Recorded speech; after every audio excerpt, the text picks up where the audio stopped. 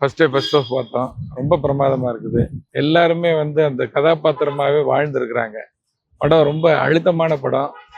பழங்குடியினத்தை சேர்ந்த இளைஞர்கள் அவங்களுடைய வாழ்க்கையை வந்து அரசியலும் மற்ற விஷயங்களும் வந்து எப்படி சீரழிக்குது அப்படின்றத பற்றின படம்.